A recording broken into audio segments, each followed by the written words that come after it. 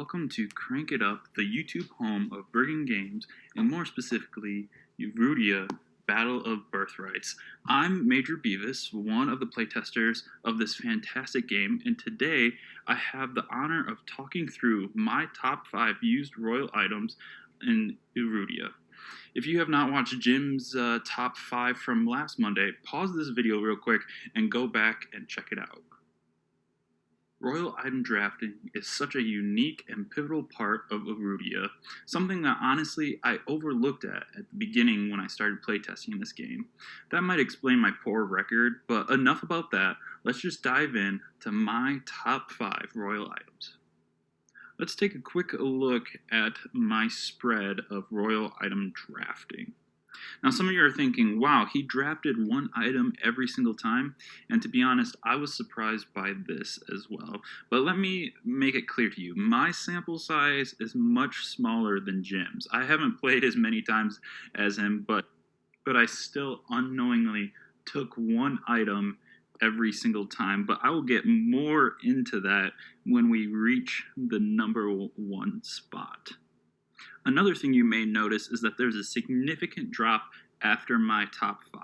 And I think this is more of a testament to my play style than to the quality of the items.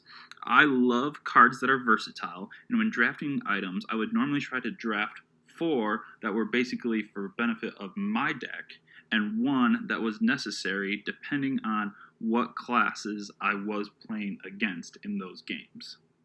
Like Jim did last week, I wrote down the 5 royal items I thought I drafted the most, and to my surprise, I only got 3 out of the 5 right, and not even in the right order. Which goes to tell you that I enjoy all these royal items, and that I just personally know my play style and what I need. It is good to note that both my 4th and 5th items are ties, as well as my 2nd and 3rd item when it comes to percent of drafting. So I'm going to break the tie by choosing which of the items I personally like more. Also, for any items that were shared last week during Jim's top 5, I won't go as great into detail because he already has done it on a better level than whatever I could.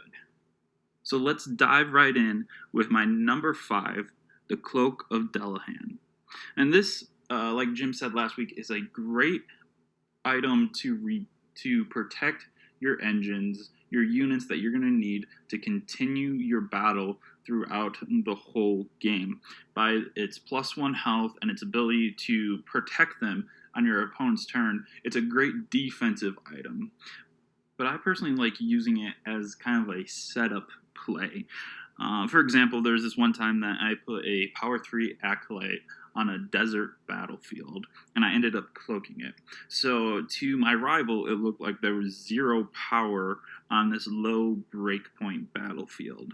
So he didn't do anything about it. And then on my next turn, I uncloaked my Acolyte, I moved a unit from another battlefield to that battlefield, to the desert battlefield, and then I was able to play a unit on that battlefield, and then also use an action to solo break it. Now, in later videos, we're going to talk about the importance of solo breaking a desert battlefield, but this was huge for that game, and it was all because I was able to kind of set up a turn in advance to give myself an extra 3 power that I was going to need to break that base. The versatility of either protection or setup play is definitely why this is one of my top 5 drafted items. This brings us to number 4, Tears of Undyne. This is my favorite royal item, and it was my guess for my number 1 slot. I can't tell you how many times while playing Erudia, I just needed 2 more power. And this game is won and lost by 2 power. And the flexibility to gain this 2 power either on my turn or my rival's turn is something that is unmatched in this core set. This item actually goes really well with chemists who specialize in consumable items and thieves who love doing things when battlefields fall.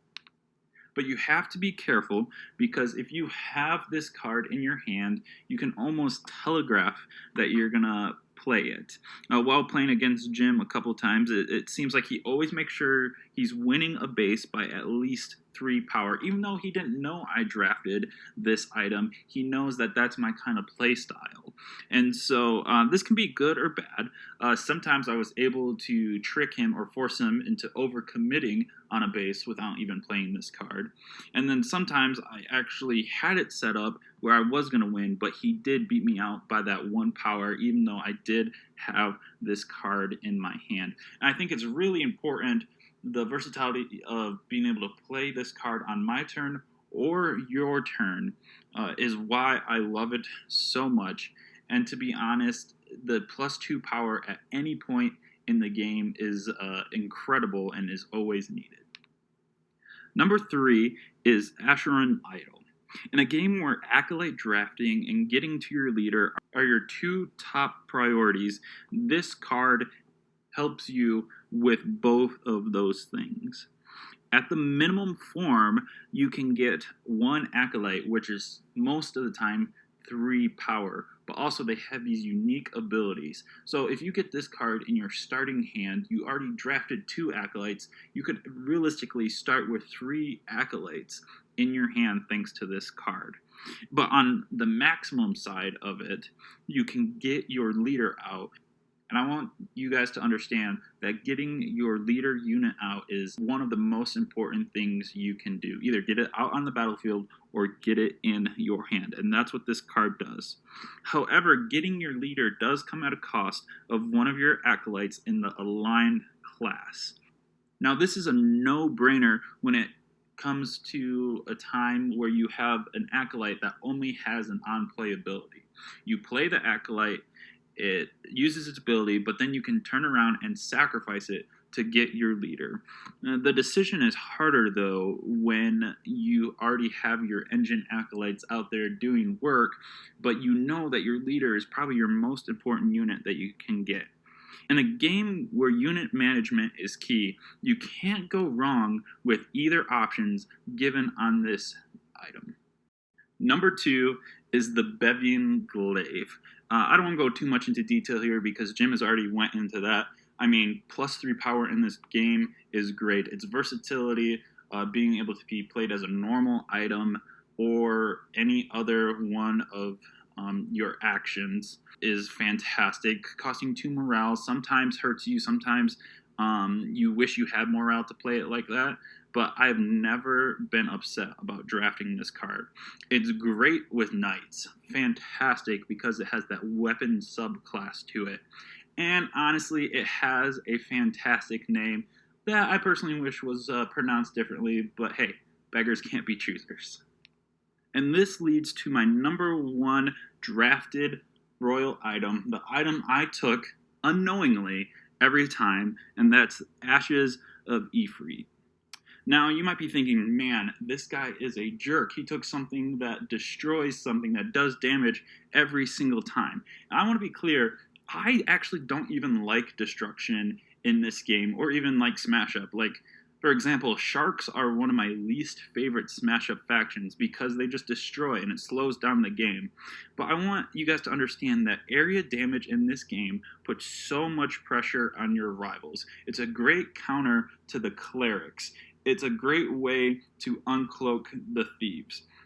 And also, when you put just 1 damage on a unit that has 3 health, it doesn't take much more to destroy it. So it forces your opponent to play defensively while you can continue to press your attack either on that battlefield or other battlefields around. And also, if your rival has their leader out or a engine unit, one of their acolytes, this is the easiest and fastest way to get rid of it, not for the sake of just destroying it, but to put yourself in a better position to win. As you can tell by looking at all 5 of these, I love the versatility of items that can be played one way or another. There's no just play a card, this is what you have to do. There's a lot of thinking behind what items you draft and why you're going to use them, and also how you're going to use them. In a game where you almost have to think on your feet, these type of royal items, especially in my top 5, are a great way to be flexible in everything that you do. Well, those are my top 5 used royal items. What do you think on my take and the 2 new items that you've seen this week? Let us know down in the comments below, and make sure to follow Brigham Games on all social media platforms. Thanks for watching. I'm Major Bevis, and in the words of the board game bandit himself, let's shut it down.